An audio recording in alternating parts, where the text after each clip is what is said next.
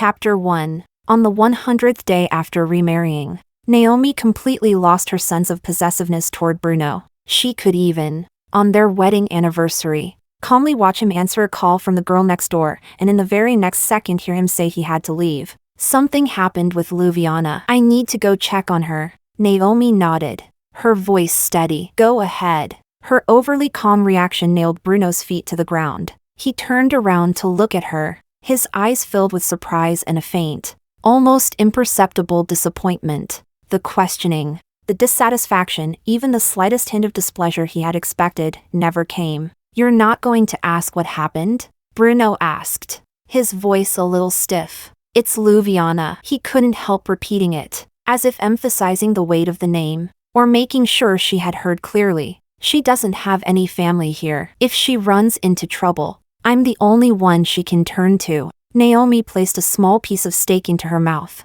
chewed slowly, swallowed, and then looked up with a faint smile. I know, you should go. Her eyes were clear, yet it felt as though there was an invisible layer of glass between them, blocking all his attempts to probe her. It hadn't always been like this. Before, whenever Lluviana called, she would always ask, what happened to her this time? Do you really have to go? Can't she find someone else?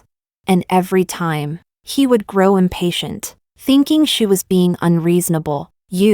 Bruno's Adam's apple bobbed, but in the end he only managed to say, wait for me here. I'll come back to pick you up as soon as I'm done. Naomi didn't respond. She simply lowered her head again and focused on the food on her plate. Bruno looked at her for a few more seconds before finally turning and leaving, as the restaurant's soft lighting stretched his shadow across the tableware. Naomi didn't even raise her eyelids. She slowly finished the steak Bruno had cut for her, then the side dishes, the dessert, and the red wine. Finally, she waved for the bill, stood up, and left. When she got home, the house was pitch dark. She turned on the light, walked straight to the kitchen island, poured herself some water, and took her medicine. 2 white pills slid down with the warm water. The bitterness was faint, yet strangely lingering. After washing up, she lay down in the cold bed of the guest room. Just as she was about to fall asleep, her phone vibrated.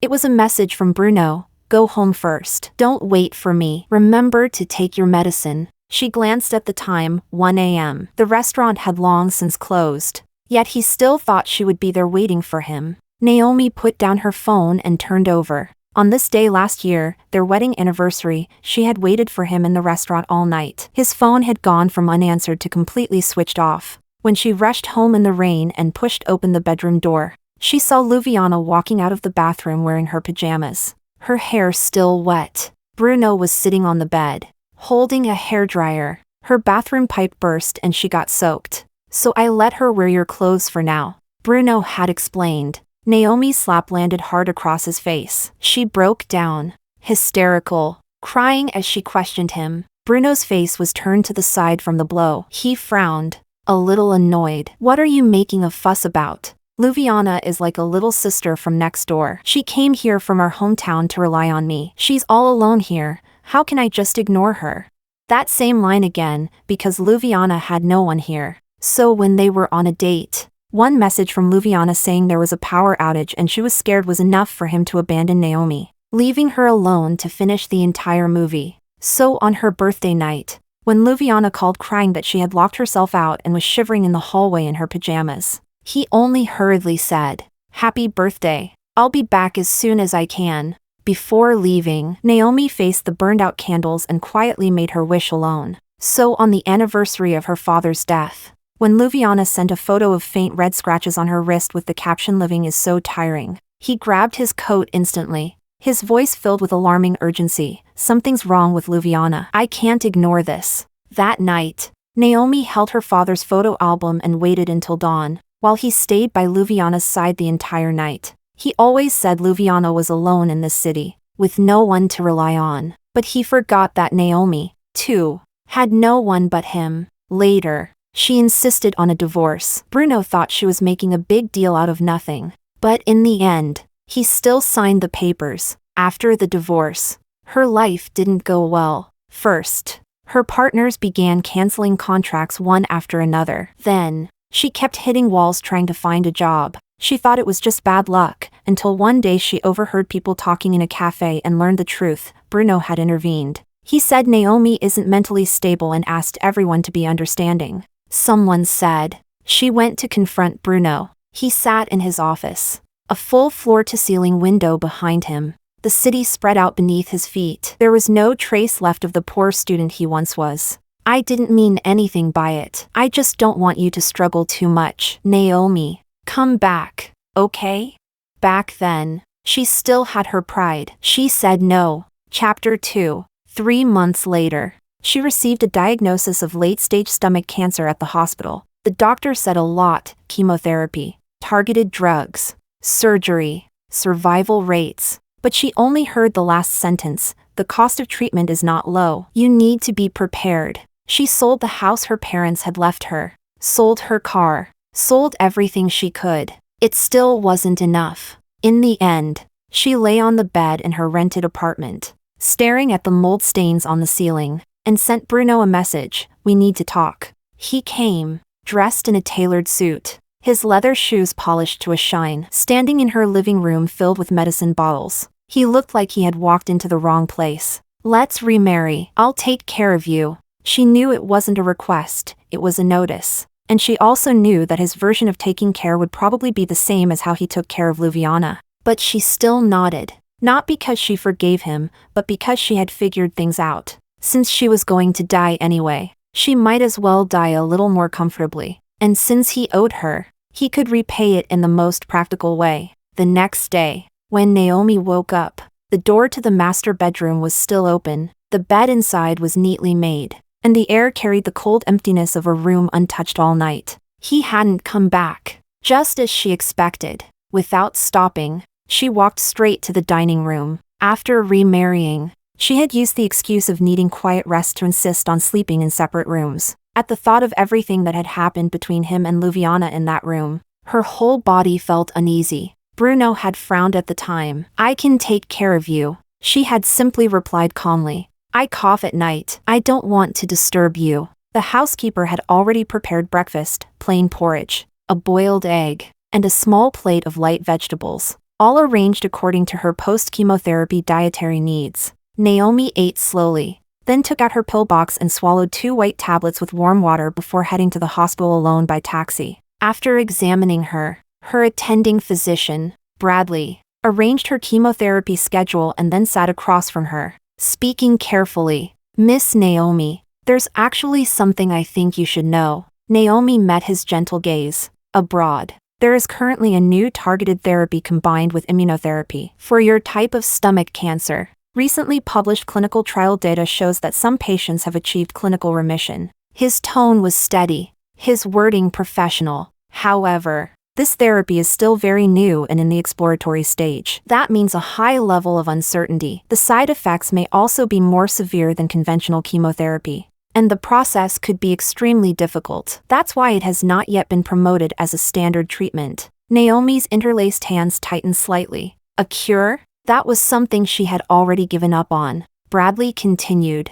I know this is sudden and requires careful consideration, but as your doctor, I have an obligation to inform you of all possible options. If you're interested, I can help you contact the relevant specialists and clinical trial institutions to learn more. Of course, the decision is entirely yours. Almost without hesitation, Naomi blurted out, I'm willing. Her answer came so quickly that even she was surprised. After everything she had been through, the idea of simply living had already become numb. But the possibility of a cure, even just a faint glimmer, was enough to ignite the instinctive desire for life that had not yet been completely extinguished deep within her. After all, she had nothing left to lose. At worst, it would only mean reaching that predetermined end a little sooner. And as for pain, wasn't she already in enough pain? Bradley seemed slightly surprised by her decisiveness, but it quickly turned into a look of understanding and respect. All right. I understand your decision. I'll send your case for evaluation. If you meet the trial requirements and you haven't changed your mind by then, I'll notify you. I won't change my mind. Thank you, Dr. Bradley. After thanking him sincerely, Naomi walked out of his office. The chemotherapy waiting area was filled with the mixed smell of disinfectant and suppressed tension. She chose a seat in the corner, Bradley's words echoing repeatedly in her mind. A familiar set of footsteps approached from afar, carrying a hint of urgency, and stopped beside her. "Why didn't you wait for me to come with you?" Bruno's voice sounded above her head, still slightly hoarse from just waking up, with a trace of barely noticeable reproach. Chapter 3. He seemed to have rushed over. The tips of his hair still carried a trace of dampness from outside, and he was wearing the same suit from yesterday. Naomi met his eyes and curved her lips slightly. "You seemed busy. I didn't want to take up your time." Her words caught Bruno off guard. He wanted to say something, but in the end, he just sat down beside her. A faint scent of aftershave lingered on him, mixed with an almost imperceptible fragrance that didn't belong to the hospital. That smell made Naomi's stomach churn slightly. He didn't explain where he had gone the night before, as if it was something too natural to even mention. He took out his phone and started handling emails. The morning light streaming in through the corridor window illuminated the sharp contours of his profile. Inappropriately, Naomi recalled the time just after they graduated from college, when she and Bruno had started a business together. Back then, he had been just like this, working anytime, anywhere, as if he never got tired. At that time, she would sit beside him, watching his focused profile, her heart softening and fluttering uncontrollably. But now, not even the slightest ripple stirred within her. The chemotherapy process was long and torturous. By the time it ended, Naomi's face was pale, her steps unsteady. She could barely stand on her own. Bruno naturally reached out to support her, and this time, Naomi didn't refuse. She let him hold her arm, leaning part of her weight against him. Just as they were about to reach the exit, a familiar figure stood up from the nearby waiting area and blocked their path. Lluviana was holding a test report in her hand. Her face looked pale, as if she wasn't feeling well. "Bruno, what a coincidence. You're here too." Her gaze fell on the weakened Naomi, her tone filled with concern. "Naomi, are you okay?" Seeing the document in Lluviana's hand and her pale expression, Bruno immediately asked, "Lluviana, what's wrong? Are you feeling unwell?"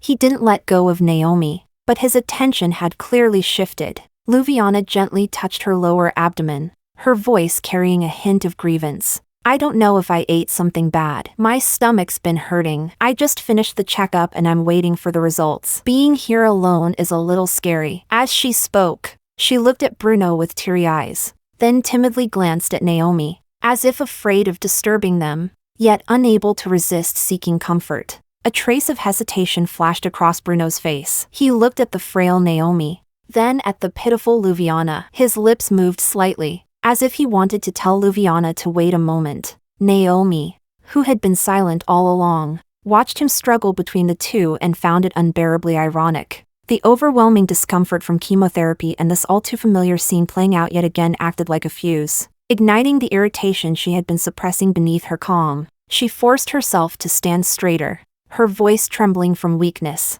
yet clear enough to cut through the noise of the hall. "Bruno, if you're going to accompany your mistress to see a doctor, at least send me, your dying wife, home first." The hall fell noticeably quieter. Curious and probing gazes turned toward them. "Naomi!" Bruno lowered his voice, staring at her. His eyes were filled with shock, anger, and a trace of embarrassment at being exposed. He cared deeply about his public image, and Naomi's words were no different from slapping him across the face in public. In the end, almost through gritted teeth, he said softly to Lluviana, who stood there stunned, tears already welling in her eyes, "Lluviana, go see the doctor first. I'll contact you later." With that, he tightened his hold on Naomi and half-supported, half-carried her out of the hall in a hurry, leaving Lluviana standing there alone, her face turning from pale to ashen. Chapter 4. The atmosphere in the car on the way back was suffocating. Bruno gripped the steering wheel tightly, his knuckles turning white, remaining silent the entire drive. Naomi leaned against the window, eyes closed, enduring the churning nausea inside her body, completely ignoring his anger. As soon as the car stopped in front of the villa, Naomi pushed open the door to get out, but Bruno's deliberately lowered voice came from behind her. "I thought now that you're sick, You'd finally become more reasonable. I didn't expect you to still be this irrational, making such a scene over something so trivial. Yeah, I haven't changed. Naomi curled her lips slightly. Sorry to disappoint you. After saying that, she got out of the car without looking back, letting the black sedan drive off in a hurry behind her as she walked straight into the house. After taking her medicine, Naomi drifted into a groggy sleep. When she woke up, the sky outside had already darkened. Her phone screen was lit, showing an unread message. It was from Lluviana. A photo, Bruno's sleeping profile, his head resting against her bare shoulder, the lighting ambiguous and intimate. Then a message followed, Naomi. Bruno is tired and just fell asleep. He said he'll marry me once you're dead. You should hurry up. Don't keep me waiting too long. Naomi looked at the screen and calmly took a screenshot, saving it with practiced ease. Then she replied, don't worry, when I die, I'll make sure to take him with me. I won't keep you waiting long. Message sent successfully. Almost the next second, Lluviana's call came in. Her name flashed wildly on the screen, carrying a sense of anger and panic. Naomi muted it, placed the phone face down on the bedside table, and got up to pour herself a glass of water. The warm water slid down her throat, soothing the dryness caused by chemotherapy. Outside the window, the city's neon lights gradually lit up, reflecting in her emotionless eyes like a bottomless, icy abyss. It took a full 5 days of rest before Naomi felt some of her strength slowly returning. During those 5 days, Bruno actually came home on time every day, even turning down quite a few social engagements. He would have the housekeeper prepare soup, bring it to the guest room, and watch her drink it, making sure she took her medicine on schedule. But he often sat nearby, his gaze drifting. His phone screen lit up and went dark, then lit up again. His fingers moved quickly as he replied to messages, a faint, barely noticeable impatience between his brows. Once, when Naomi woke up in the middle of the night to get water, she even heard him speaking in a lowered voice on the balcony. His tone was deliberately softened, coaxing, I know you're uncomfortable. Just bear with it a little longer. Once she gets better. Leaning in the shadow of the doorway, Naomi quietly finished her water and returned silently to bed. His body might be here with her, but his heart had long since flown elsewhere. This kind of care, being physically present while his heart belonged to someone else, was so cheap that she didn't even feel the desire to expose it. Chapter 5. As soon as her strength recovered a little, Naomi took the secondary card Bruno had given her and went out, walking into the most high-end mall in the city center. She shopped as if completing a quota, swiping the card to buy the latest seasonal designer bags, outrageously expensive jewelry, and piles of clothing with shocking price tags. The shopping bags dug into her fingers until they turned red. Yet there was no sense of satisfaction in her heart. She found an outdoor seat at a cafe to rest. Just as she was staring blankly at the bustling crowd, Lluviana appeared in front of her. Naomi, what a coincidence, she said with a smile, her gaze sweeping over the pile of shopping bags beside the table. Looks like Bruno is really generous to you. Well, I guess while you're still alive, you should buy more things you like. Who knows how long you'll live? Naomi didn't even bother to look up. She just wanted to end this boring conversation as quickly as possible. Do you need something? Lluviana placed a hand over her still flat abdomen. Nothing major. I just came to tell you, I'm pregnant. She paused, carefully observing Naomi's expression, as if expecting to see her break down or get angry. Bruno said this time, he'll take good care of both me and the baby. With a sudden buzz, Naomi felt as if her ears had been blocked. The surrounding noise instantly faded away. Pregnant? The word was like a rusty, dull blade prying open the wound she least wanted to touch. She had once had a child too, back when her relationship with Bruno had been at its best. But once, when he was driving her home, he got distracted by a call with Lluviana and got into an accident. She miscarried, and when the doctor told her she would likely never be able to get pregnant again, back then, Bruno had knelt beside her hospital bed, holding her hand, his eyes red as he swore, Naomi, I'm sorry. It's all my fault. We won't have children anymore, just the two of us for the rest of our lives. I'll love you twice as much and treat you well forever. Those words still echoed in her ears. Now, they felt like nothing but a complete joke. A sharp pain pierced her chest. Her fingers trembled slightly as she held the cup, her knuckles turning pale. Are you done? She asked, forcing her voice to remain steady as she set down the cup and prepared to leave. But Lluviana clearly had no intention of letting her go. Seeing Naomi so calm seemed to irritate her, or rather, the lack of the reaction she expected made her feel like she had punched cotton. She stepped forward again to block Naomi's path, her voice rising with urgency. "What kind of reaction is that? Do you not believe me? Or is it because you can't have children anymore, so you can't stand hearing about someone else being pregnant?" Her words immediately drew curious attention from the people nearby. Naomi felt her stomach churn violently. She didn't want to engage with Lluviana's provocation, she just wanted to escape. But Lluviana only escalated things, taking advantage of Naomi's shaken state. She suddenly reached out to grab her, and in one motion, yanked off the carefully chosen wig from Naomi's head.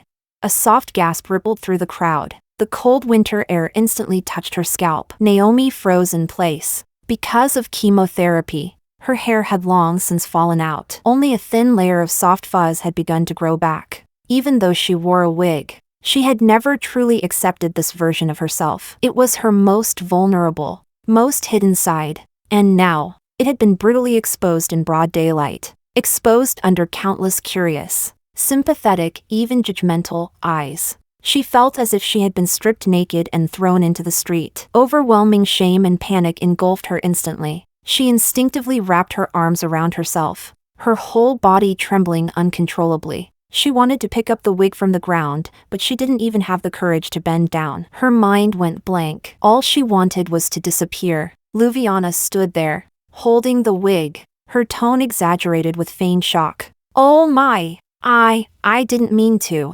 Naomi, how did you end up like this? That's so pitiful." Just as Naomi was about to collapse under the crushing humiliation, a soft cashmere beret was gently placed on her head, perfectly covering her embarrassment. "Miss Naomi, are you all right?"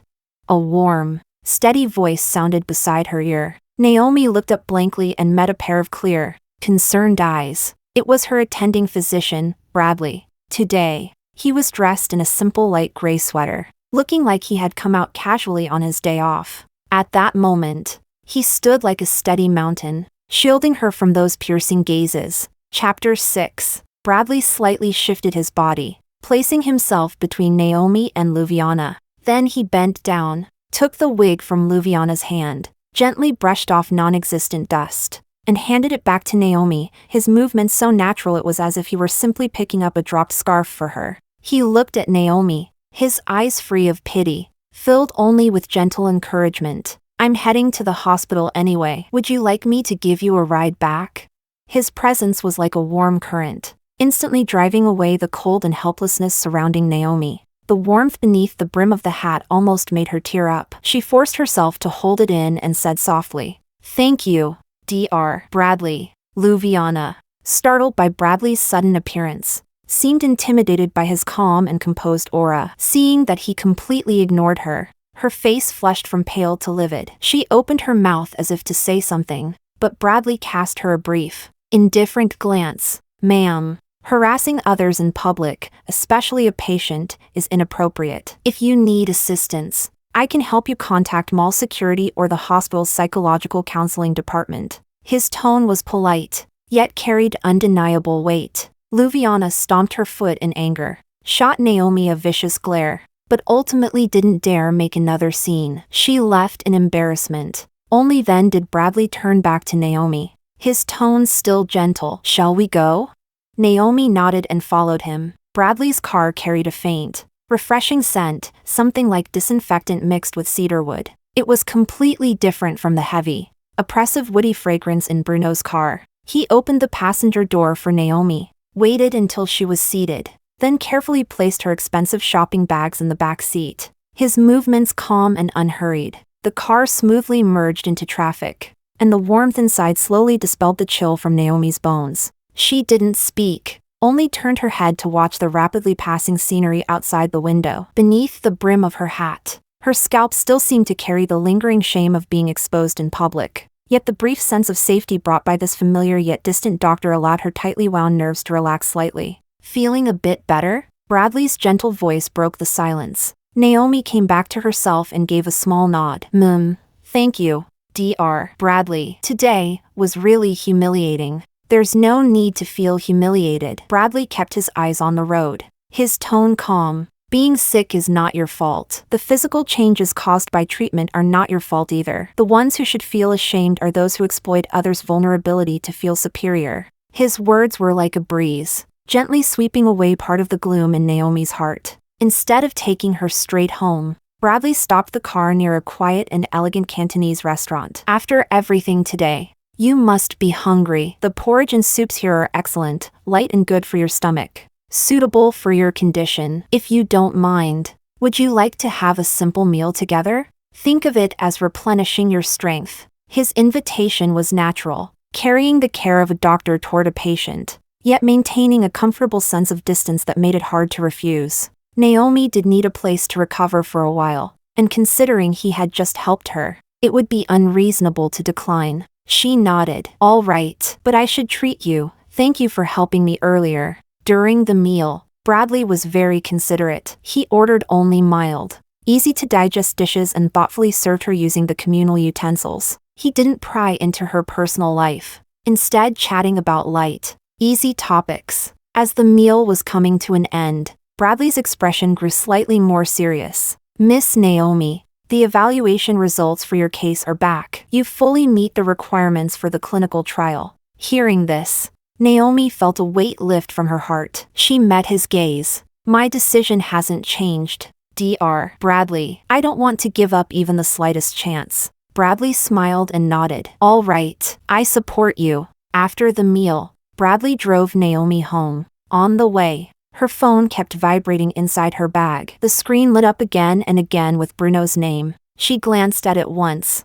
then muted it and slipped the phone back into her bag face down. Chapter 7. By the time the car stopped in front of the villa, dusk was already approaching. Bradley helped her take out the shopping bags and handed them to her, reminding her once again, I'll confirm the detailed information and tell you everything during your next chemotherapy session. For now, keep a good mood and make sure to take your medication and rest on time. Naomi took the bags and thanked him sincerely. Thank you so much for today, Dr. Bradley. You're welcome. It's what I should do. Bradley smiled gently, his expression warm and reassuring. Just as he turned to get into his car, the villa door was suddenly pulled open from the inside. Bruno appeared at the entrance, his face dark enough to drip with anger. His sharp gaze swept over Naomi before settling on Bradley, who was about to leave. Bradley simply gave him a slight nod, then calmly got into his car and drove away. Naomi turned to enter the house, but as she passed Bruno,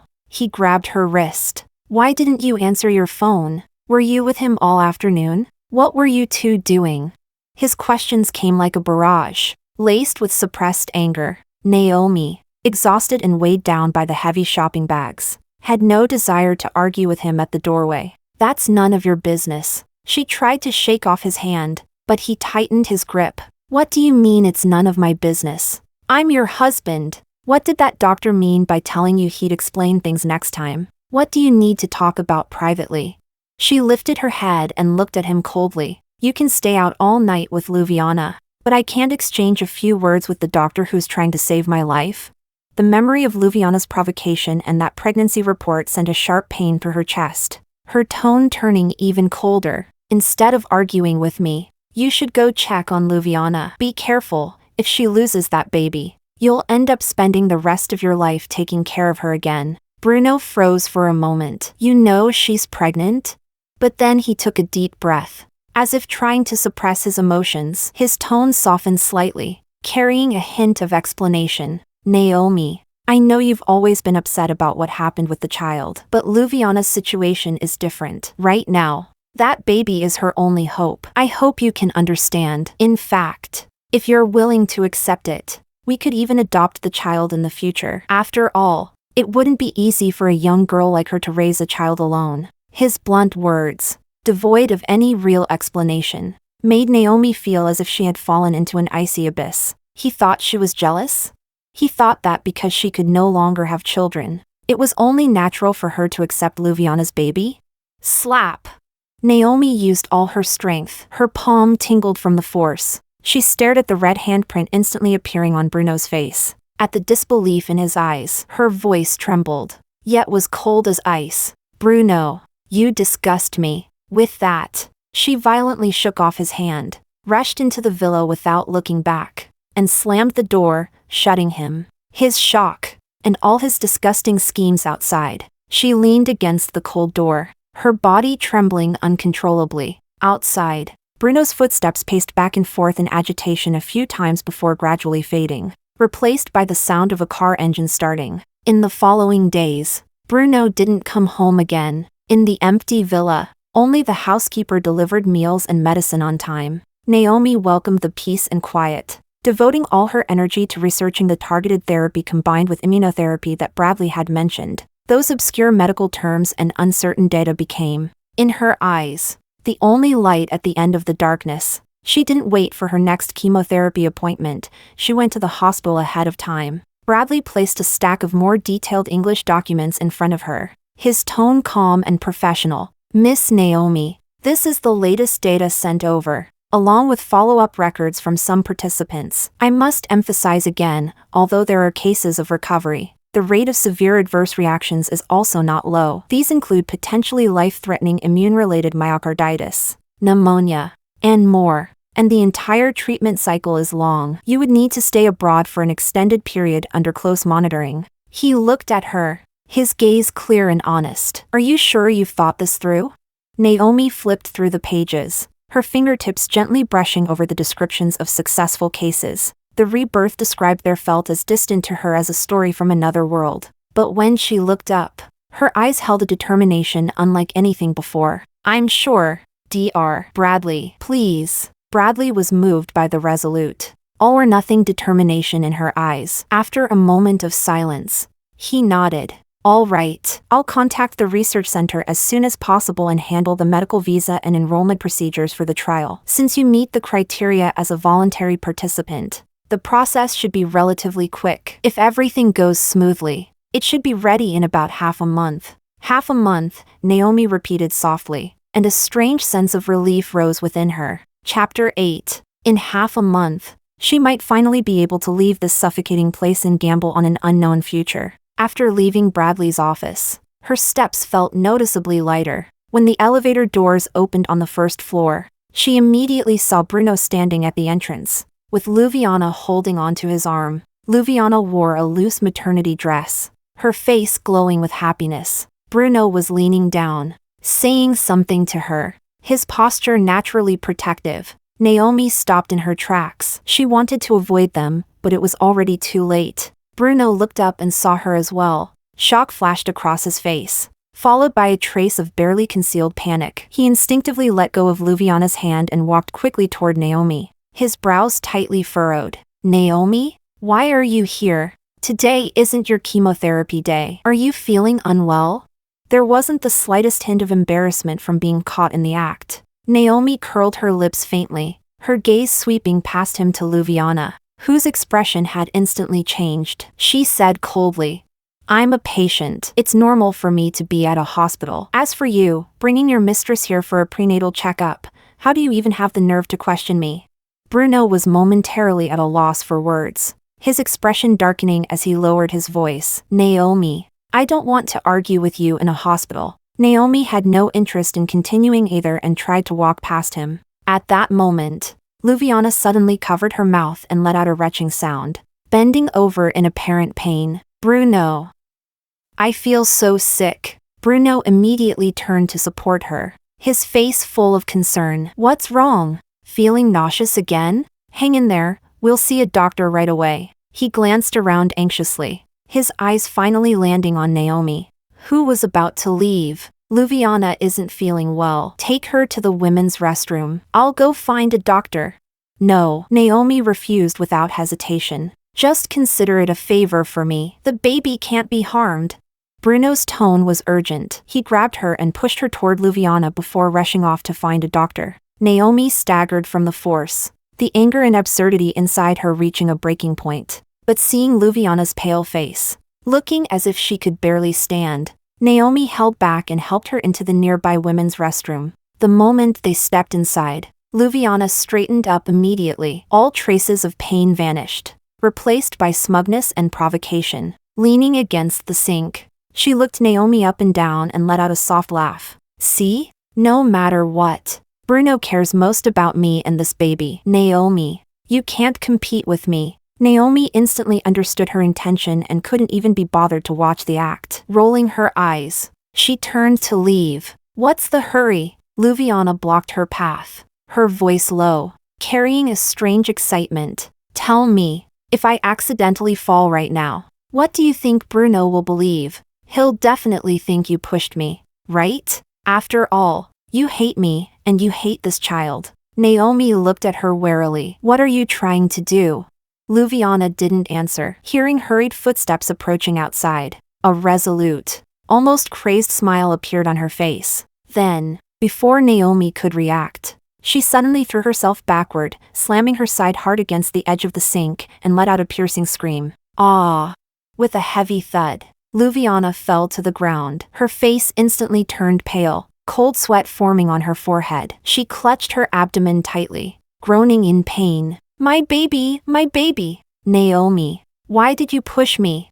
Naomi stood frozen, stunned. She had never imagined that Lluviana would go this far, hurting herself so severely just to frame her. That impact was no act. She had truly thrown herself down, as if she didn't care at all about the life of the child. At that moment, the restroom door was slammed open. Bruno rushed in with a nurse. Seeing Lluviana on the ground and Naomi standing nearby, his eyes were instantly consumed by shock and fury. Lluviana! He rushed over and lifted her into his arms, then glared at Naomi, his voice trembling with anger and fear. Naomi! What did you do? Naomi opened her mouth, her voice dry as she tried to explain. It wasn't me. She fell on her own. Bruno didn't believe her at all and cut her off sharply. How can you be so vicious, not even sparing an unborn child? The nurse had already begun emergency procedures, calling for a stretcher. Bruno carried the groaning Lluviana onto it. When he looked at Naomi again, his eyes were filled with complete disappointment and disgust. He almost roared. Naomi, if anything happens to Lluviana or the baby, I will never let you off. The nurse hurriedly pushed the screaming Lluviana toward the emergency room. Bruno followed closely behind, not sparing Naomi another glance. Only his hate-filled warning echoed in the empty corridor. You'd better pray they're both safe. Naomi stood alone at the entrance of the restroom, surrounded by looks of disdain and speculation. She straightened her back, ignored every gaze, and stepped forward, following after them. Chapter 9. After an unknown amount of time, the emergency room doors opened. The doctor stepped out and shook his head at Bruno, who had been waiting outside. Bruno's tall figure swayed violently. He leaned against the wall, covering his face with both hands, his shoulders trembling uncontrollably. That silhouette was filled with pain and despair. After a while, he turned around and walked toward Naomi step by step. His eyes were bloodshot, his face ashen. He stopped in front of her, his voice hoarse, carrying an unquestionable command. Naomi, go apologize to Lluviana. Naomi lifted her head and looked at him calmly, as if he were a stranger. Why should I apologize? I didn't push her, didn't you? Bruno seemed completely enraged by her composure. He suddenly bent down, bracing his hands on the armrests of the bench, trapping her in a confined space as a heavy shadow loomed over her. There were only the two of you inside. She said it herself. You pushed her. Would she use her own child just to frame you? Naomi knew she couldn't defend herself at this point, but she still refused to yield. She said coldly, I didn't push her. I will never apologize. Her attitude ignited the last shred of Bruno's rationality. He dragged Naomi to the police station and filed a report. Bruno pulled strings. With solid testimony, her defense seemed weak and powerless. Intentional injury. Severe circumstances. She was sentenced to 1 month of detention. Since you refused to apologize, then reflect properly in there. Bruno threw down those cold words and left without looking back. The days that followed became the darkest period of Naomi's life. Bruno clearly had no intention of letting her off easily. She received special treatment. She was shoved, insulted, and bullied by others in the same cell. They took her food, her thin blanket meant for warmth, and beat her. At night, someone would constantly wake her, depriving her of sleep. She curled up, enduring the pain and cold, her stomach twisting from hunger and the interruption of her medication. This was Bruno's way of punishing her. tormenting her, forcing her to submit, to admit to a crime she never committed. Every act of humiliation carved another wound into her already shattered heart. That faint trace of lingering affection, something she herself refused to acknowledge, was ground into dust through the endless torment. She no longer held any expectations for him. Only cold hatred remained. She counted the days. She had to survive. She had to get out. She had to make them pay. On the 15th day, when the iron door opened again, it wasn't a guard standing there, but Bradley. He wore a neat suit, his expression calm, but when he saw Naomi, haggard, bruised, shock and concern flashed through his eyes. "Miss Naomi, I'm sorry. I didn't know you went through this. The paperwork is done. I'm here to take you out." His voice was as gentle as ever, carrying a steadying warmth. Naomi looked at him, her cracked lips moved, but no sound came out. She supported herself against the wall and struggled to stand. Every step pulled at the injuries across her body. Bradley stepped forward, supporting her arm, and draped a thick coat over her frail frame. "The car is outside. We'll go straight to the airport." "The airport?" Naomi asked hoarsely. "I've completed all the overseas procedures. The research program is arranged as well. Your flight is this afternoon," Bradley explained softly as he helped her walk out of the detention center. The sunlight stabbed at her eyes. Breathing in the fresh air outside, she felt as if she had been reborn. Sitting in Bradley's car, she leaned back and closed her eyes in exhaustion as the car left the city and headed straight for the airport. Before boarding, Bradley handed her her passport, boarding pass, and a thick folder containing all her medical documents and contact information. "When you arrive, someone will meet you. Everything will get better. Miss Naomi." Naomi took them and looked up at him. Her voice was still hoarse, but filled with sincerity. "Thank you, Dr. Bradley." Bradley smiled gently. "Take care. I'll be waiting for your recovery." The plane soared into the sky. The city beneath her grew smaller and smaller, eventually disappearing beneath the clouds. Naomi gazed out at the endless sky beyond the window, feeling like a bird that had finally escaped its cage. All the pain, betrayal, and humiliation of the past were left behind on that land. Ahead lay an unknown treatment, immense suffering, but also the possibility of a new life. Chapter 10. Bruno stood at the entrance of the police station, his fingers unconsciously rubbing the edge of his phone. On the screen was a message sent half a month ago by an acquaintance at the station. "Miss Naomi is doing fine. Her medication has not been interrupted." The deep winter wind carried a biting chill, causing the hem of his tailored coat to sway slightly. He raised a hand to adjust his collar, the fatigue on his face impossible to hide. Over the past month, he had been running back and forth between the hospital and the company without rest. After losing the child, Lluviana had completely broken down emotionally. At times, she would cling to him, crying uncontrollably, repeating, "It's all my fault. I couldn't protect the baby." At other times, she would stare blankly at the ceiling, saying nothing. She was a childhood acquaintance who had grown up with him, alone in this city without family. Now that she had gone through such a tragedy, he truly couldn't just ignore her. But every time he sat by her bedside, listening to her fragmented sobs, Bruno's feelings became tangled and complicated. He had resented Naomi's impulsiveness, but more often than not, Naomi's image would surface in his mind uncontrollably. Her pale face after chemotherapy, her unervingly calm demeanor after they remarried. He knew how possessive Naomi used to be. He had even found it annoying.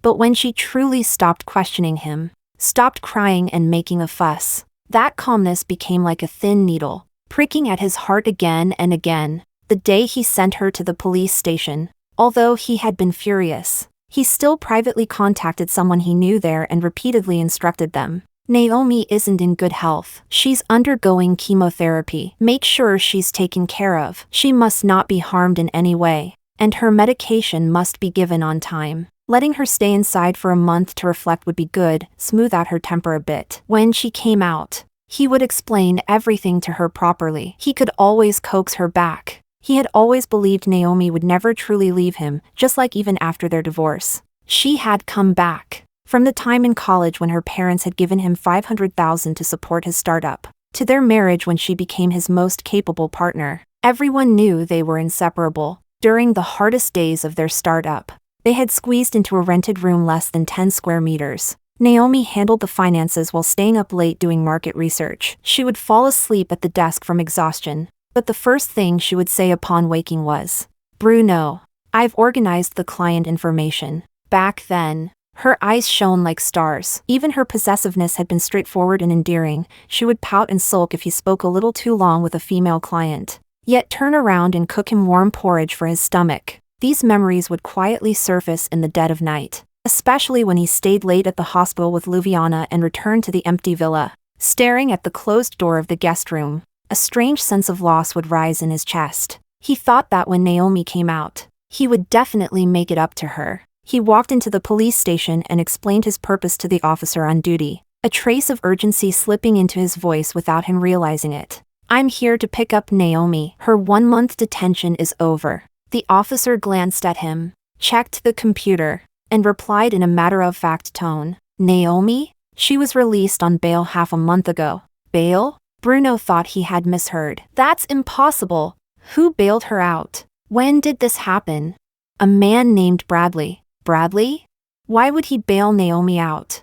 Bruno took out his phone, his fingers trembling slightly as he dialed Naomi's number. But a cold automated voice answered, "The number you have dialed is powered off." He called again and again. The result was the same. He checked WeChat messages. Every form of contact had been blocked. "Impossible," Bruno muttered, his face turning pale. No matter how angry or disappointed Naomi was, she would never leave without a word. She was too proud. Even if she wanted to leave, she would definitely tell him face to face, not disappear like this. Suddenly, he recalled the day he had sent her to the police station. She had stood there, her gaze calm like still water, no defense, no anger, only a distant indifference. "Mr. Brown, is there anything else?" the staff member asked. Seeing his dazed expression, Bruno Brown didn't answer. He turned and strode quickly to his car. Even as he started the engine, his hands trembled slightly. His mind was in chaos, one moment filled with Naomi's frail figure after chemotherapy,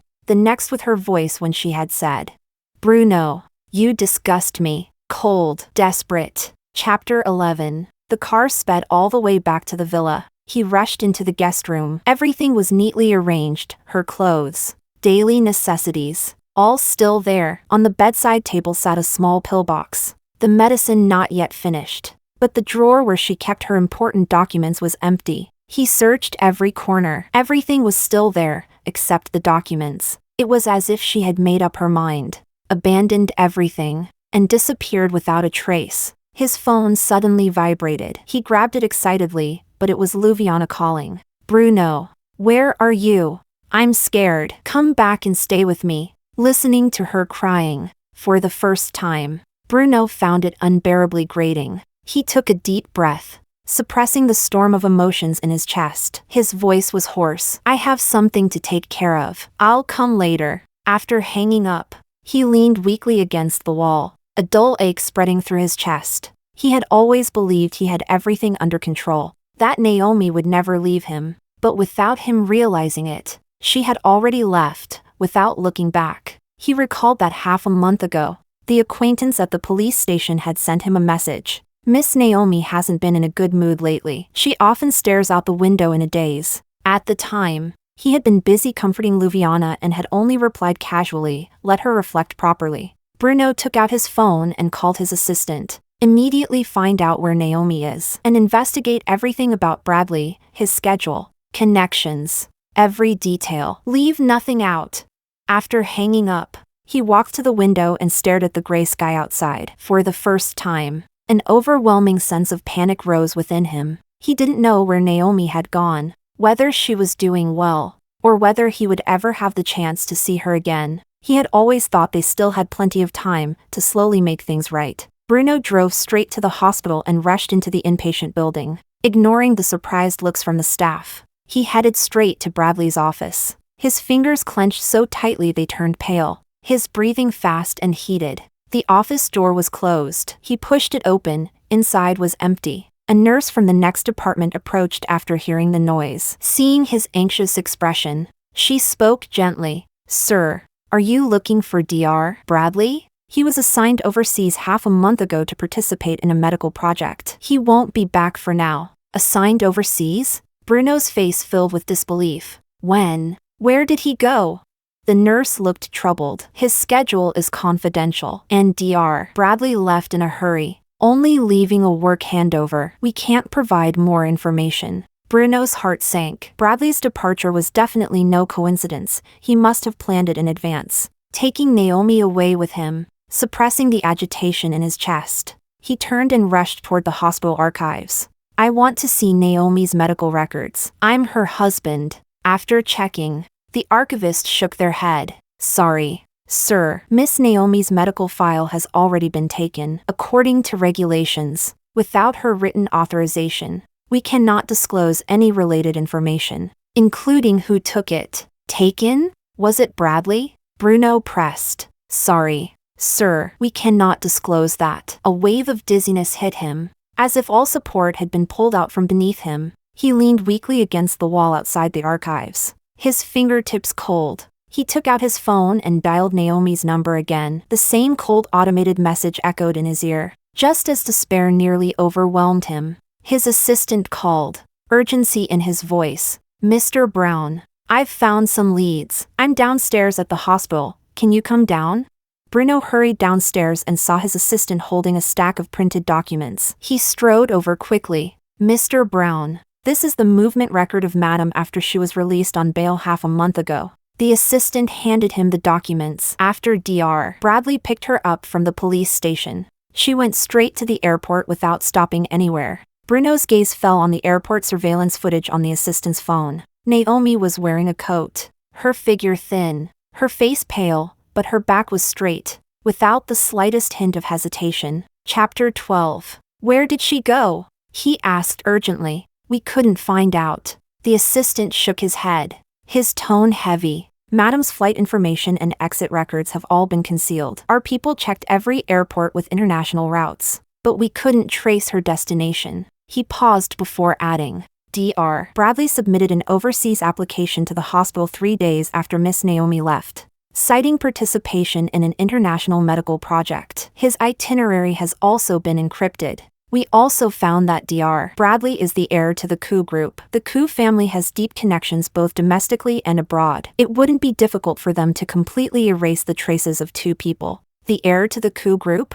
Bruno froze. He had always thought Bradley was just an ordinary doctor. He never imagined he had such a powerful background. No wonder he was able to take her away without a trace. A strong sense of helplessness surged within him. For the first time, he realized that he might truly lose Naomi. Anything else? Bruno's voice was hoarse, carrying a faint tremor. The assistant hesitated, his gaze flickering as he spoke carefully. Mr. Brown, there's something else. I'm not sure if I should say it. Say it! Bruno snapped impatiently. At this moment, any clue related to Naomi was like a lifeline. The assistant clenched his jaw and handed over another set of documents. On the second day of Madam's detention, a group of delinquent girls who frequent bars were also brought into the same detention center. According to their own accounts, they repeatedly bullied Madam, taking her food, tearing her clothes, physically assaulting her, and even throwing away her medication. It seems Madam did not take her medicine at all during her detention.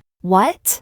Bruno's pupils shrank sharply. It felt as if an invisible hand had gripped his heart, squeezing so tightly he could barely breathe. He had clearly instructed them to take care of Naomi. What grudge did these people have against her? His voice was icy, his anger barely contained. We followed the leads and discovered that these girls were acquaintances of Miss Lluviana from a bar. The assistant lowered his voice even further. Someone saw that on the day Miss Naomi was detained, Lluviana met with them privately and gave them a sum of money. It seems she specifically instructed them to do something. Bruno felt as if he had been struck by lightning. Standing frozen in place, the girl he had always treated like a younger sister, whom he believed to be innocent, kind, and helpless, had actually done something so vicious?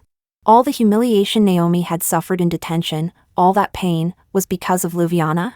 And he, her husband, not only failed to protect her, but personally sent her into that hell while she was being tormented. He had been busy comforting the perpetrator? A surge of overwhelming guilt and rage consumed Bruno. He suddenly slammed his fist against the wall. His knuckles instantly split and swelled, but the pain was nothing compared to the agony in his chest. He could almost see Naomi curled up in that detention cell, enduring beatings, hunger, and cold. Her eyes filled with despair. Keep investigating. Bruno's voice was filled with ruthless determination. Secure all the evidence. I want to know exactly how far she went. With that, he turned and rushed toward the VIP ward floor of the hospital. There was only one thought left in his mind. Find Lluviana. Get the truth. Chapter 13. The hospital room door was slightly ajar. Lluviana's coquettish voice carried clearly through the gap. You have no idea, Naomi. That idiot was completely played by me. Bruno's steps froze. Instinctively, he held his breath. I told her the baby was Bruno's. Lluviana let out a soft laugh, her tone dripping with disdain. Last time at the bar, I accidentally slept with some random guy. Who knew I'd get pregnant? As if I'd keep some bastard child. This was the perfect chance to get rid of it and pin the blame on Naomi. 2 birds with 1 stone. I've never liked her anyway. Just because she's a city girl. She thinks she's so superior. Always trying to come between me and Bruno. Finally, they got divorced. And yet she shamelessly came back. Isn't it just because she got cancer and wants to leech off Bruno's money for treatment? Does she really think Bruno still loves her? If it weren't for the fact that she had some money back then and helped him, he would have kicked her out long ago. I grew up with Bruno. How could he not favor me? As for the detention center, she laughed even more smugly. You guys handled it quickly. Humph. Too bad she didn't die in there either from the pain or the illness. Would have saved her from coming out and being an eyesore. But who knows where she is now? Hopefully she's already dead. Her voice suddenly lowered, filled with warning. Keep your mouth shut. Don't let this get out. Once things calm down, I'll coax Bruno properly. When that time comes, the position of Mrs. Brown will be mine. Bang! The door was slammed open violently. Lluviana spun around in shock. Her phone slipped from her hand, crashing to the ground, the screen shattering into pieces. The smug expression on her face froze instantly, replaced by panic. Her face turned deathly pale. Be Bruno? Why are you here? She hurriedly stood up, trying to hide the panic in her eyes, forcing a weak, pitiful expression. Weren't you going to pick up Naomi? Why did you suddenly come here? Bruno stood at the doorway, an overwhelming pressure radiating from him. His gaze was icy, like a blade dipped in poison, fixed firmly on her. Did I come at the wrong time? He stepped closer, his voice hoarse like sandpaper scraping, each word laced with chilling coldness. Did I interrupt you sharing your happy news with your friend? Lluviana's body trembled uncontrollably. Her eyes darted away, not daring to meet his gaze. Bruno, what are you talking about? I don't understand. Don't understand? Bruno let out a cold laugh. His eyes swept over the supplements and flowers by her bedside. Thinking of the fragile, pitiful act she had put on over the past month made him feel nothing but disgust. Back then, she had told him the child belonged to her ex-boyfriend. They had broken up, but she insisted on keeping it, saying it was her only family. He couldn't change her mind, so he respected her choice and took care of her out of their past bond. He had even thought, once the child was born, if Lluviana couldn't raise it, he and Naomi could adopt it. Only now did he understand what Naomi meant when she said he disgusted her. Looking back, every memory felt unbearably ironic and revolting. He stepped forward until Lluviana was forced into the corner, with nowhere left to retreat. Tears instantly flooded her eyes. With a thud, she dropped to her knees, clutching his legs and crying hysterically. Bruno, I was wrong. I was just confused for a moment. I love you too much. I was afraid Naomi would take you away from me. That's why I did all those stupid things. Please forgive me. Her tears fell like rain as she tried to use her usual pitiful act to win his sympathy. Her fingers clutched tightly at his pant leg, as if grasping her last lifeline. In the past, seeing her like this, Bruno might have softened, might have forgiven her without thinking. But now, knowing everything she had done to Naomi, the fury inside him was beyond control. Chapter 14. He suddenly lifted his leg and kicked her away. Love me? Bruno looked down at her from above, his eyes completely devoid of warmth. Lluviana, I told you long ago, the only person I love is Naomi. And your so-called love? It's built on lies, on deceiving me, on using vicious means to hurt the person I should have cherished the most. He remembered the tears Naomi had shed because of Lluviana, the disappointment in her eyes every time he abandoned her. Each memory felt like a sharp blade stabbing into his heart. And the one responsible for all of it was the very woman in front of him, the one he had always treated like a younger sister. Protected at every turn. His gaze fell on Lluviana's pale face, his tone turning resolute. What you've done cannot be erased with a simple "I was confused." Bruno took out his phone and dialed his assistant. Immediately take Lluviana away. Contact the police. Submit all evidence of her framing Naomi and bribing others to intentionally harm her. And the people in the detention center who bullied Naomi, don't let a single one of them go. The moment Lluviana heard the word police, she completely panicked. She scrambled to her feet and lunged toward him, trying to grab his phone, screaming hysterically, "Bruno, you can't do this to me. Have you forgotten everything between us? Everything between us?" Bruno stepped aside, avoiding her attack, his eyes filled with contempt. "What everything do we even have?" Soon, the assistant arrived with 2 bodyguards. Lluviana struggled and screamed, but the bodyguards restrained her firmly, covering her mouth so that only muffled cries escaped. Her eyes were filled with fear and unwillingness, watching her being dragged away. Bruno's tense body finally collapsed. He leaned weakly against the wall. Slowly, he closed his eyes, his mind filled entirely with Naomi. He took out his phone and dialed that familiar number once again. The same cold automated voice answered. He tightened his grip on the phone, his knuckles turning pale. Only one thought remained in his mind. "Naomi, wherever you are, I will find you. I'll spend the rest of my life making up for what I owe you." When the sharp smell of disinfectant filled her nose, Naomi was curled up on a recliner in the treatment room. It felt as if every bone in her body had been taken apart and pieced back together, every inch screaming in pain. Another round of chemotherapy had just ended. Cold sweat soaked through her hospital gown, clinging to her skin with a chilling bite. She bit down hard on her lower lip until she tasted a faint trace of blood, barely holding back a cry of pain. "Have some warm water?" A gentle voice sounded beside her. Bradley walked over with a cup of warm water, holding a clean towel in his other hand as he gently wiped the cold sweat from her forehead. His movements were careful, avoiding the 4 needle in her arm. Naomi slowly opened her eyes and took the cup. Her fingers trembled slightly from the side effects of chemotherapy. A drop of water slid down the side of the cup and fell onto her hand, cold against her skin. She took small sips, the dryness in her throat easing slightly. Even the heart-wrenching pain seemed to lessen just a little. "You made it through another round." Bradley sat beside her, his voice as gentle as a spring breeze. "The doctors said your indicators are better this time. The activity of the cancer cells has decreased again." Naomi curled her lips faintly, wanting to smile, but she didn't have the strength. It had been half a year since she came here. Each round of chemotherapy felt like a gamble with death. Several times, she had lost consciousness from the pain, and every time she woke up,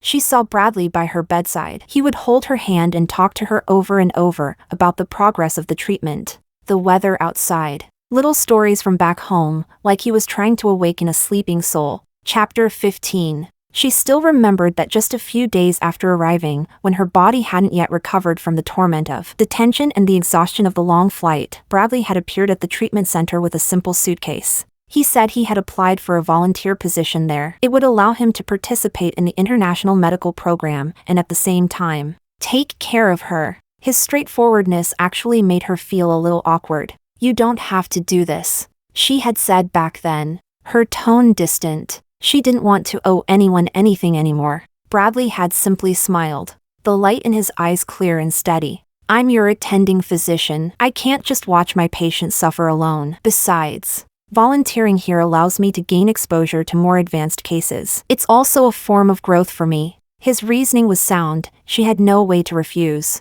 In the days that followed, he remembered all her dietary restrictions after chemotherapy, preparing light, nourishing meals for her in different ways every day. He brought her various styles of soft hats. Whenever she woke in the middle of the night from pain, he would appear in her room immediately, gently massaging pressure points to ease her suffering. Most patients in the treatment center were alone, and the atmosphere was often heavy and oppressive. But because Bradley was there, Naomi's days seemed a little more bearable. On good weather days, they would take walks together in the garden. He would tell her interesting things about medicine, and occasionally, she would talk about her past. Not about Bruno, but about her parents, about her dreams. I once wanted to open a flower shop, she said softly during one of their walks. Nothing big, just filled with all kinds of flowers. Waking up every day to their fragrance, that should feel like happiness. Bradley turned his head to look at her. Sunlight fell across her face,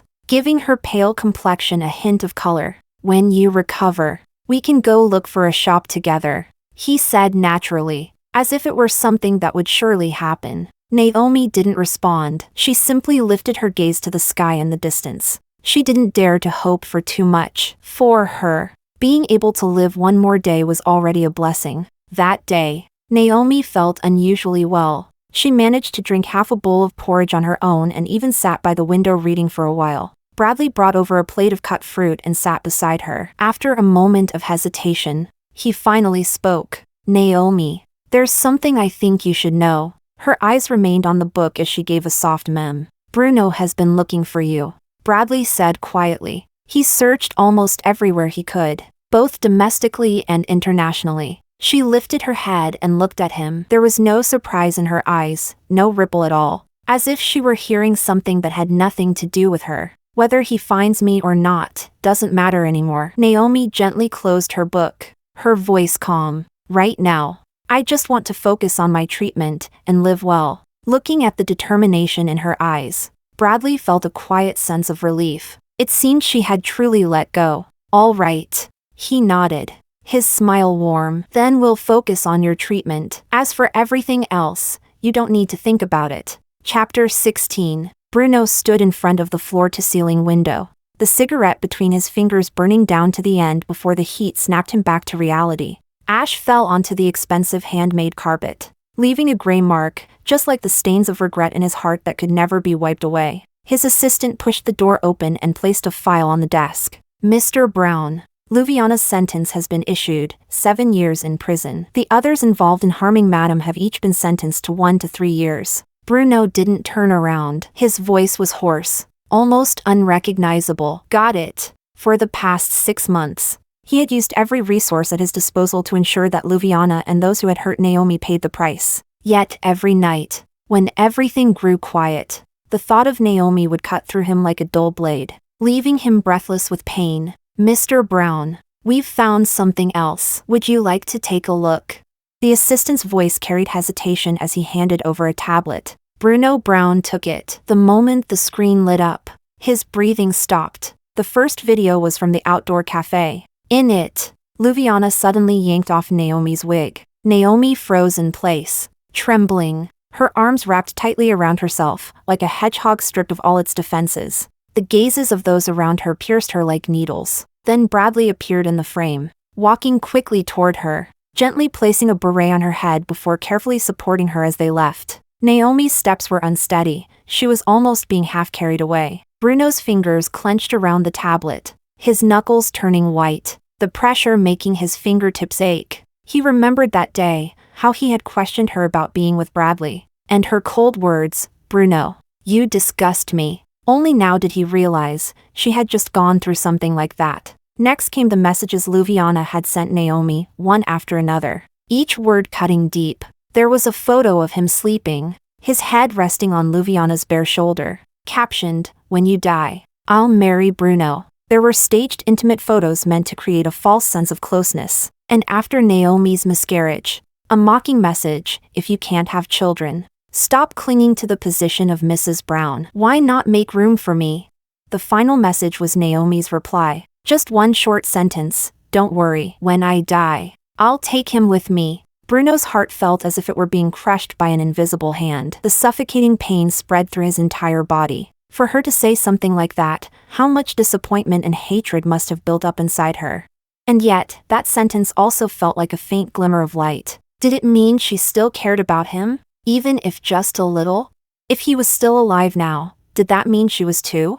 Any news about her? Bruno suddenly turned, his eyes filled with urgency and fear. The assistant lowered his head, his tone heavy. "Mr. Brown, we've searched every hospital and treatment center we could find, both domestically and internationally, even all properties under the Koo group. There's still no trace of Madam. The Koo family is extremely tight-lipped. They've revealed nothing about Dr. Bradley or Madam's whereabouts. For the past 6 months, Bruno had searched for Naomi like a madman. Private investigators, business connections, overseas contacts, he had used everything. Yet Naomi had vanished as if she had never existed. He feared she was no longer alive, feared he would never even have the chance to atone. But what he feared even more was finding her, only to realize she had completely let go of everything and no longer wanted him at all. Countless nights, he returned alone to the empty villa. Everything in the guest room remained unchanged, the unfinished pills on the bedside table, the clothes she had left behind in the wardrobe. Even the air seemed to carry her faint scent of medicine and softness. He would sit on the bed,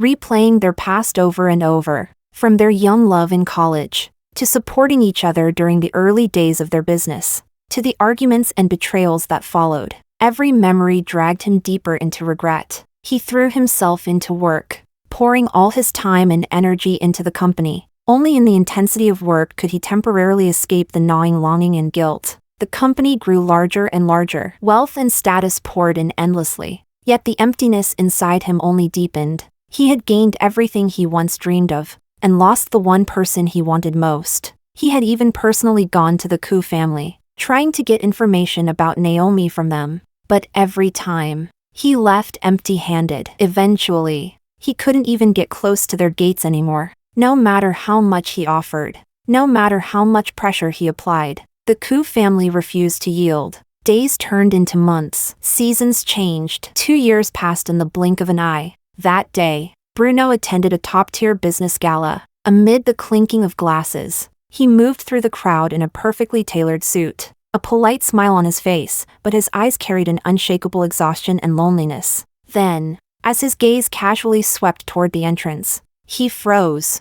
At the doorway, Bradley walked in, holding a woman's hand. She wore a light purple dress. Her shoulder-length hair fell softly around her face. Her complexion, though still slightly pale, carried a healthy glow. Her features were exactly as he remembered, but the fragility and restraint were gone. In their place was calmness and quiet strength. It was Naomi. Chapter 17. Bruno's heart pounded so violently it felt like it would burst out of his chest. His feet seemed to move on their own as he rushed toward the two figures at the entrance without hesitation. 2.5 years of longing, regret, and torment all surged forward the moment he saw Naomi, turning into an uncontrollable impulse. "Naomi!" His voice trembled slightly as it cut through the noise of the crowd, reaching her clearly. But just as he took a few steps closer, Bradley subtly shifted his position. Standing in front of Naomi, he stood tall and composed, his calm expression carrying an undeniable authority, like an unbreakable barrier separating Bruno from her. "Mr. Brown, please mind your manners. This is a public place, don't lose your composure." Bradley's voice was gentle, yet firm, but Bruno's eyes were fixed only on Naomi. He paid no attention to Bradley's obstruction. He stared at her intensely, his voice urgent. "Naomi, you're finally back. Where have you been? I've been looking for you for so long. Do you know how worried I was?" Naomi lifted her gaze to him. There was no surprise in her eyes, no emotion, no joy at reunion, no hatred either. It was as if she were looking at a stranger she hadn't seen in years. "Mr. Brown, please mind your manners," she said calmly, her voice as still as deep water. That single phrase, "Mr. Brown," was like a cold blade plunging into Bruno's heart. He froze, staring at her in disbelief. Naomi paid no attention to his shock. She gently clasped Bradley's hand and introduced him. "I forgot to tell you, Mr. Brown, this is my boyfriend, Bradley. You've met." Her words hit Bruno like a hammer. He could barely hear his own voice. "Boyfriend? That's impossible." "Naomi, you're my wife. How can you be with him?" "Wife?" Naomi raised an eyebrow slightly, a faint trace of mockery curling at her lips. "Mr. Brown, we've been separated for 2 years. I've already filed for divorce. Soon, we'll be divorced again." She paused, her gaze sweeping over his pale face, her tone still calm. "But this time, I won't leave with nothing. What belongs to me, and the compensation you owe me over the years, I'll take back every bit of it." Bruno's heart felt as if it were being crushed. The suffocating panic surged through him instantly. He looked at her in different eyes, at the way Bradley stood protectively by her side, and a deep fear rose within him. "No, I won't agree to the divorce. Bruno said urgently. Naomi, I know I was wrong. I shouldn't have neglected you. It was all because of Lluviana. Her lies blinded me. I shouldn't have hurt you. Just give me one more chance. Please. I'll make it up to you. We can start over. Naomi looked at his desperate expression without the slightest change in her face. Bradley tightened his grip on her hand, his gaze gentle as he looked at her, then turned to Bruno with a warning in his eyes. Mr. Brown, Naomi is doing well now. I hope you won't disturb her life again. Making a scene here won't benefit anyone. People around them had already begun to notice the commotion. Bruno, who had always cared about appearances, now paid no attention at all. All he knew was that he couldn't lose Naomi. Naomi, you can't do this to me. His voice broke. We've been together for so many years. We've been through so much. How can you just let it all go? Don't you have any feelings for me at all? Chapter 18. Naomi's eyes flickered slightly, as if something inside her had been touched. But she quickly regained her composure. She looked at Bruno and said firmly, Feelings? Mr. Brown, mine ran out a long time ago, when you abandoned me again and again. When you hurt me again and again. Now I only want to live in peace. Please, stop insisting. After saying that, she stopped looking at him and spoke softly to Bradley. Bradley, let's go. Bradley nodded and, protecting her, walked around Bruno and entered the hall. Naomi, don't go.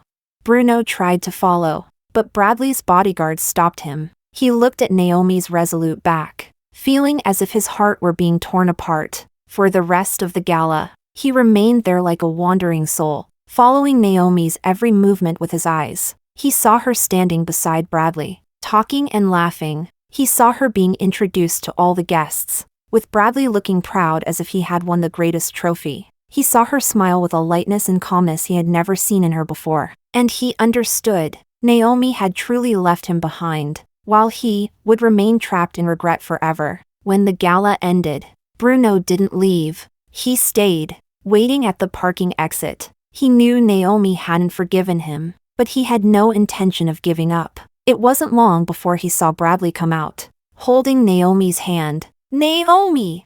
Bruno hurried toward them, blocking their path. Mr. Brown, what do you want now? Bradley frowned, clearly annoyed. Bruno ignored him. His eyes were fixed on Naomi, his voice filled with a final plea. Naomi, come back to me, okay? I know you're still angry. I can explain. I can wait for you to calm down, for you to forgive me. Just come back to me. I'll give you anything you want, even my life. Bradley stepped forward, placing himself in front of Naomi, looking at him coldly. Mr. Brown, Naomi is now my girlfriend. It wasn't easy for me to conquer her. Your persistence is inappropriate. She's my wife, Bruno shouted, on the verge of losing control. We're not divorced yet. She has to come back with me. As he spoke, he tried to grab Naomi's arm, attempting to take her away by force. But before he could touch her, Bradley's bodyguards restrained him firmly. They were tall and strong. Bruno couldn't break free. Mr. Brown, behave yourself, Bradley said coldly. If you continue like this, I'll call the police. Bruno looked at his restrained hands, looked at Naomi's indifferent eyes, and the way Bradley protected her. Despair slowly spread within him. He knew he was about to lose her forever. Naomi looked at him, without the slightest trace of compassion, and said calmly, Mr. Brown, take care. Then she got into the car with Bradley. The engine started, and the vehicle slowly drove away from the parking lot. Bruno stood there, watching as the car disappeared into the night, unable to do anything. Chapter 19. The black sedan moved steadily through the night, the cabin filled with a faint scent of cedarwood. Naomi leaned back against the soft seat, her fingertips tightly held in Bradley's grasp. The warmth of his palm and the slight tightening of his grip made her clearly feel that his tension had not completely subsided. She turned her head, using the passing neon lights outside the window to look at Bradley's gentle profile, and couldn't help but let out a soft laugh. I'm fine. Don't be so nervous. Bradley tightened his hold on her hand slightly, then turned to look at her. The worry in his eyes had not yet faded, and his voice was very soft. He was so impulsive just now. I was afraid you'd be wronged. Naomi shook her head and squeezed his hand back. I stopped feeling wronged a long time ago. To me now, he's nothing more than a stranger. The car fell into a brief silence, broken only by the faint sound of tires rolling over the road. As if gathering great courage, Bradley asked carefully, "Naomi, you really won't go back to him, right?" Their time together day and night had made him deeply aware of how deep the scars in Naomi's heart were, and he also understood how profound a mark Bruno had once left in her life. Seeing the unease he couldn't hide in his eyes, Naomi felt a surge of warmth in her heart. She leaned closer, her voice gentle yet firm beyond doubt. "Bradley, you treat me so well, how could I possibly abandon you?" Hearing this, the tension in Bradley's shoulders instantly melted away. He tightened his grip on her hand and then gently pulled her into his arms. He buried his head in the crook of her neck and repeated softly, "That's wonderful. Naomi, that's wonderful." Naomi leaned against his shoulder, breathing in his clean, refreshing scent. By the 8th month of her treatment, the doctor told her that the activity of the cancer cells had greatly decreased, and the hope of a cure was growing stronger. At that moment, as she looked at Bradley, who had stayed by her side, his eyes bloodshot, she truly felt, for the first time, the beauty of being alive. After more than a year of treatment, her follow-up examination showed that she had fully recovered. That day, in the garden of the center, Bradley confessed to her solemnly, his tone filled with both nervousness and sincerity. "Naomi, from the first time I saw you at the hospital, I witnessed all your pain and struggles. When I first realized how strong you were, I was moved by you. Gradually, I fell in love with you. I know you carry scars in your heart, and I was afraid that my feelings would become a burden to you, so I never dared to say it. Now that you've recovered, could you give me a chance to take care of you for the rest of your life?" Naomi couldn't help teasing him at the time. "Dr. Bradley, how is this not saying it? Your feelings weren't hidden at all." Naomi had always known how he felt, but she didn't want her uncertain future to delay his career in life. So during her treatment, she had tried countless times to persuade him to return to his home country, but every time the words reached her lips, Bradley gently stopped her. "Being here is part of building my career. You may not know this, but if I can complete my work here and gain more clinical experience, when I return home, I could become an authority in this field." At that time, Bradley blushed slightly from her teasing, the tips of his ears turning red. Yet he immediately asked, "So, did you agree?" Naomi looked at his serious expression, her heart softening completely. She had indeed been deeply hurt by Bruno and had once lost faith in love, but Bradley's appearance was like a beam of light that illuminated her dark life. After hesitating for a moment, she said softly, "But I'm not divorced yet." "That's fine," Bradley said immediately, his gaze firm. "Once we return home, I'll arrange everything right away. I'll help you handle the divorce procedures and make sure your rights are protected. I won't let you suffer even the slightest injustice again." Seeing that he did not retreat in the slightest, Naomi nodded and accepted his confession.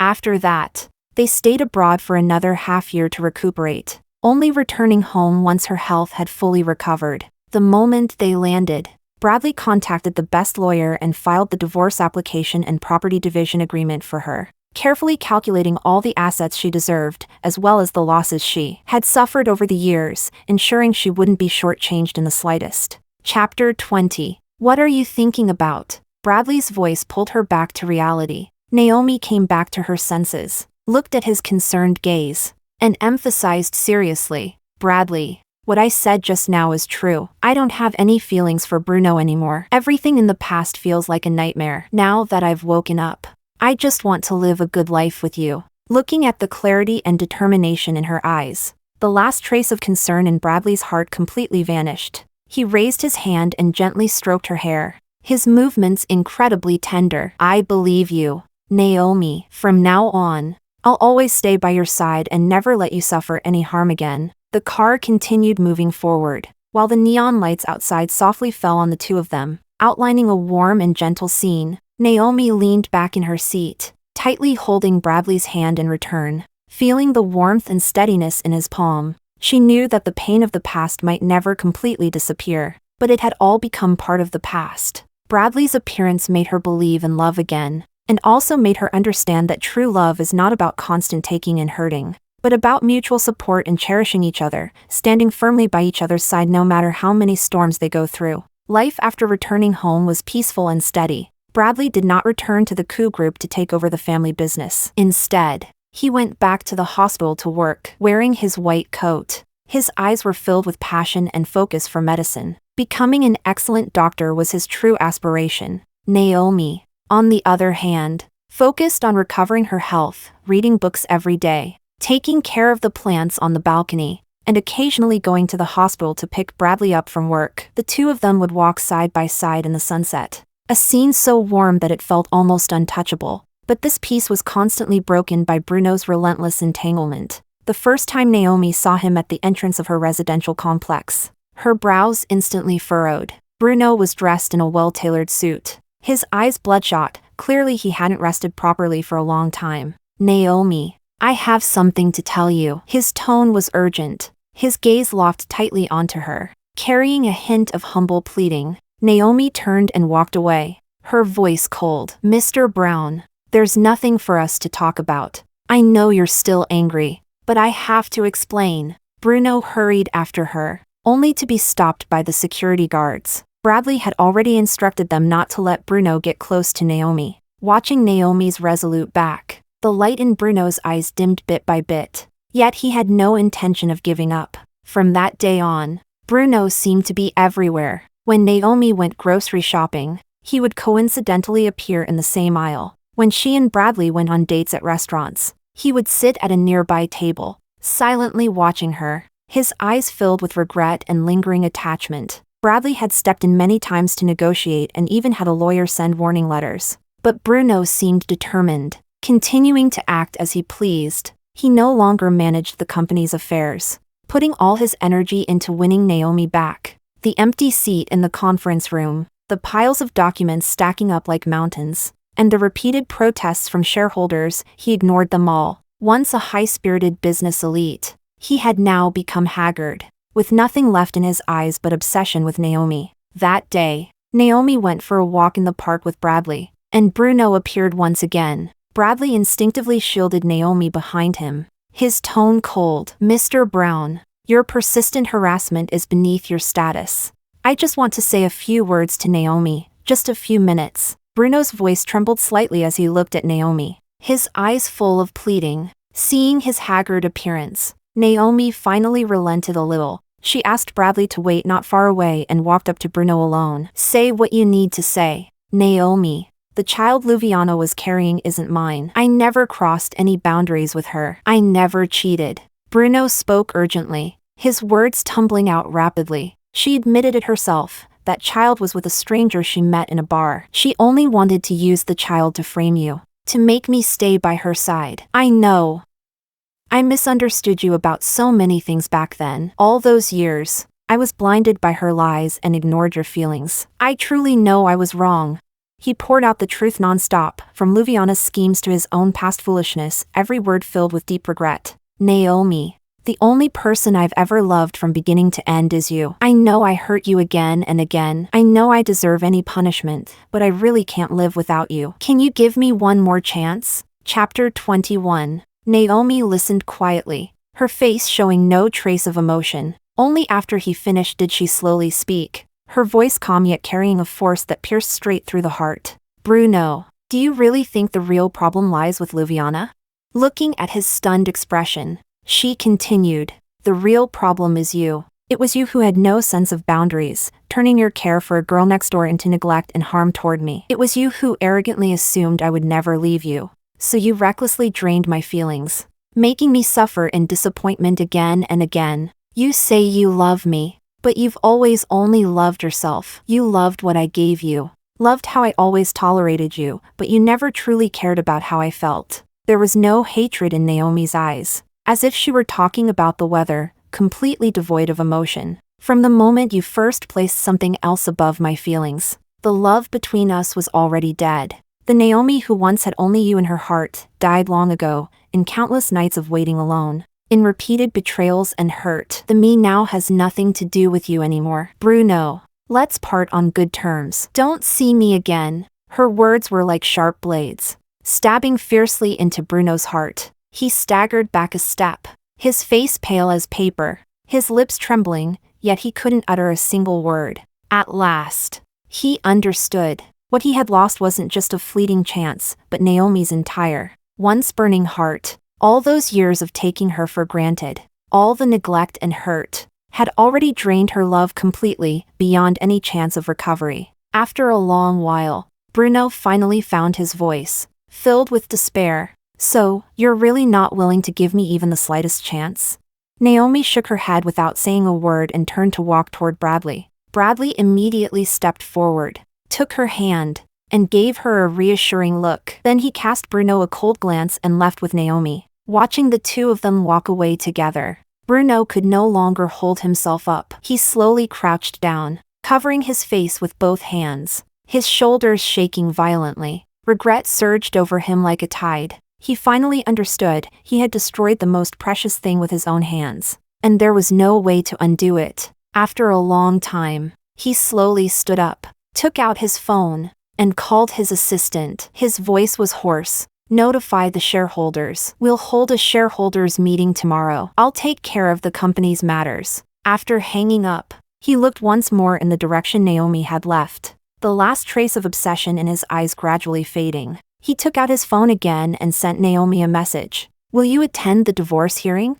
Not long after, his phone lit up with a reply, just a short sentence. If you agree to stop bothering me, I will. Bruno stared at the screen, his fingers trembling slightly, as he slowly typed a single word. Okay. At the moment the message was successfully sent, it felt as if a 1,000-pound weight had been lifted off him, yet at the same time, an unprecedented emptiness flooded in. He knew this was the last thing he could do for Naomi, to let go, and allow her to live the happy life she truly wanted. Chapter 22. On the day of the hearing, the courthouse corridor was so quiet that even the echo of footsteps could be heard. Naomi walked steadily toward the courtroom. She wore a simple off-white suit, her long hair tied into a neat low ponytail. When her gaze swept past the figure waiting at the entrance, it didn't pause for even a second. She walked straight in. Bruno stood not far from the door, dressed in a dark gray suit. He looked slightly more composed than the last time they met,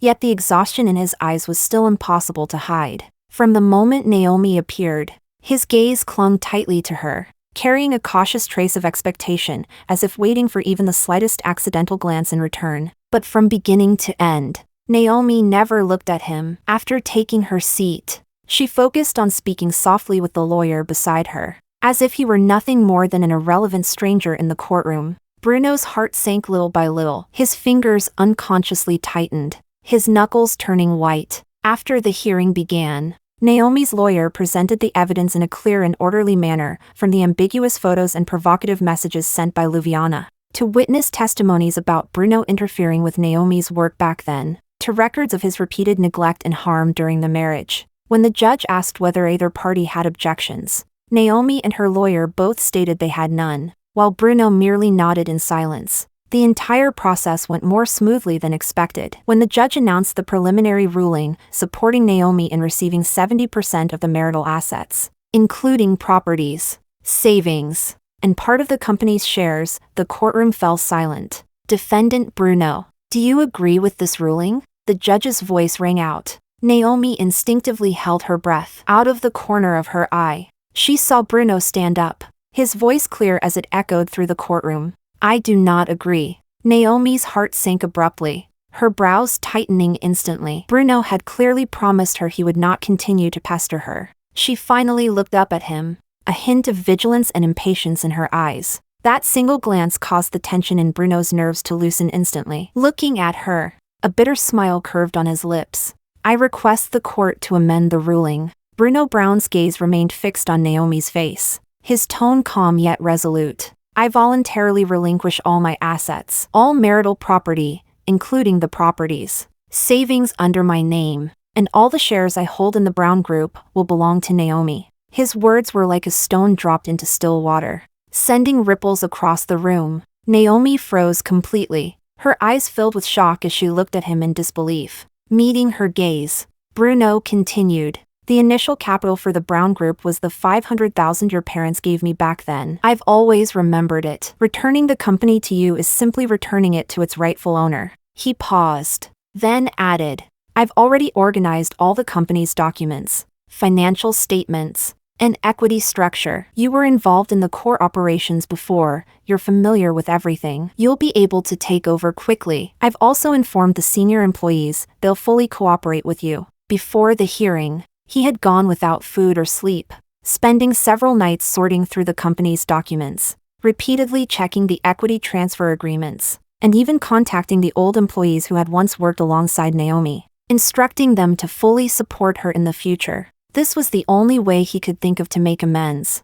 Naomi's heart felt as if it had been struck, aching densely. She thought of how her parents had unhesitatingly taken out their savings to support his business, and of the days she had struggled alongside him. Those past memories, once buried beneath betrayal and pain, quietly resurfaced at this moment. After verifying Bruno's intent and confirming that he was voluntarily giving up all assets, the judge amended the ruling accordingly and approved his request. When they walked out of the courthouse, the sunlight was somewhat blinding. Naomi instinctively narrowed her eyes. She released Bradley's hand and walked toward Bruno, who was still standing there. Seeing her approach him on her own, a trace of surprise flashed in Bruno's eyes. "What do you plan to do next?" Naomi's voice was calm, without much emotion. Bruno smiled slightly, the fine lines at the corners of his eyes particularly noticeable. "Me? Anywhere is fine. Maybe I'll go somewhere no one knows me and start over." He looked at her, his gaze so gentle it seemed to melt. "Don't worry about me. As long as you're happy,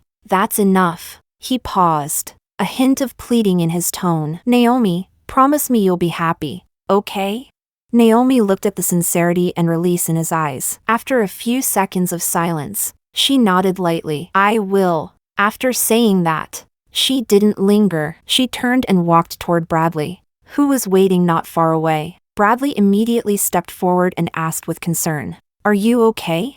"I'm fine." Naomi shook her head, linked her arm with his, and quickly left. Bruno stood there, watching her figure being carefully protected at Bradley's side. The two of them walked together, their shadows stretched long by the sunlight, warm and harmonious. Only after that figure completely disappeared at the corner of the street did Bruno slowly raise his hand and cover his face. Scalding tears slipped through his fingers, falling onto the cold ground and shattering into pieces. Chapter 23. Bruno did not return to the villa filled with memories. He knew that house contained not only the happy moments he shared with Naomi, but also many memories he was unwilling to face. Nor did he go to the company. Instead, he drove straight to the airport and bought a one-way ticket with no destination. As the plane took off, he watched the familiar outline of the city beneath him grow smaller and smaller, and his eyes finally reddened. This city had carried his journey, from having nothing to achieving success, and had also recorded the entire course of his relationship with Naomi.